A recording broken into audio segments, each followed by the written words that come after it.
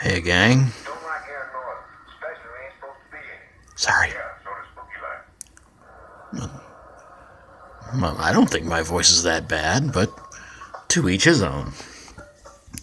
Welcome to another edition of Doc's Holiday Schlock,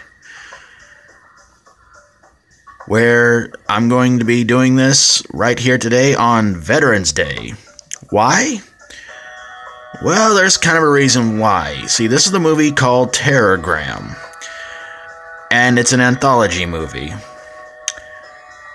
in which three different people get a visit from some guy who apparently delivers to them, I guess you could say, karma in a box, in a way.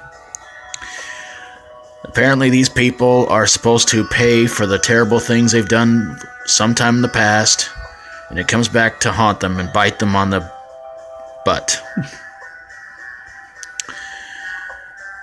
So in this one, it's three different stories, and the guy who delivers their just desserts, played by the same guy,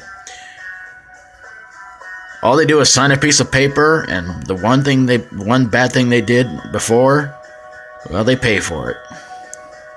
The first story is about a horror movie director who apparently is not too kind to women. So he signs a piece of paper. Next thing you know, he's in a world where pretty much women run everything.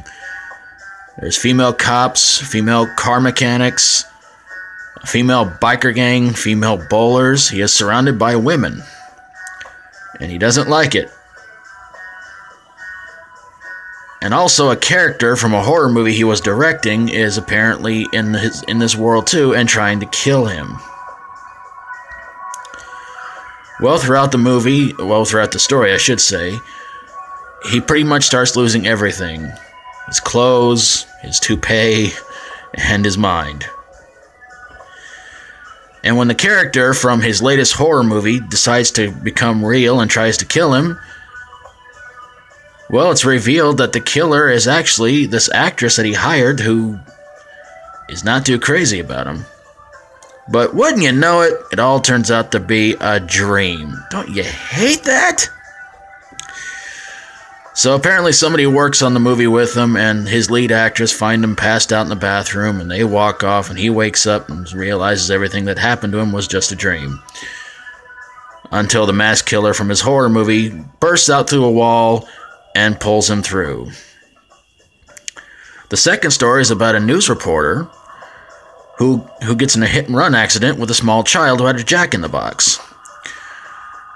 Well, Mr. Delivery Guy decides he's going to pay her a visit. She signs a piece of paper, and she's terrorized by this jack-in-the-box that she's given. Well, the end finally comes for her when the jack-in-the-box pretty much blows up, and, well, you're not quite sure what happens to her.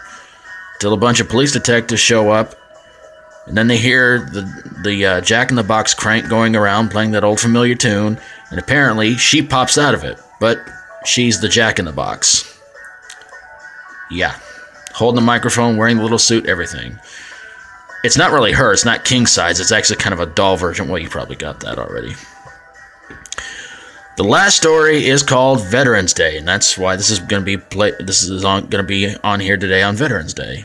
Which, quite honestly, it was the best story of the whole trilogy. It's about a man who basically loses everything. His wife, his kid, and it's all because he's a jerk. And of course, well, Mr. Delivery Guy pays him a visit too. He signs a piece of paper, and then he's haunted by what seems to be the spirit of a friend of his he left behind in the war, who apparently was tortured and burned and all this. He almost seems zombie-like in this one. Well, he goes back to the war, is tortured and everything like that, and tries to convince himself none of it's real, but he's feeling pain. And, well, his friend who was tortured and everything is a real smart aleck, and he was very enjoyable. But towards the end of it, his dead friend shows him the way of war and everything like that, and shows him that, you know, that maybe he should just change his ways and become a much better person. Now that one to me, honestly, was the best acted and the best story of the whole trilogy. And that should be the one you guys should check out because I think you guys might like that one. But the first two, horribly acted, badly done, and boring.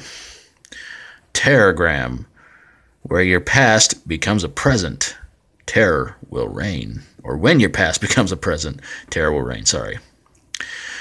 James Earl Jones provides the voice of reason in this piece of crap. Poor guy. If you like my videos, feel free to subscribe and comment below about this movie if you've seen it before. Until next time, for Doc's Holiday Schlock, stay strong and rock on, and don't sign any weird papers.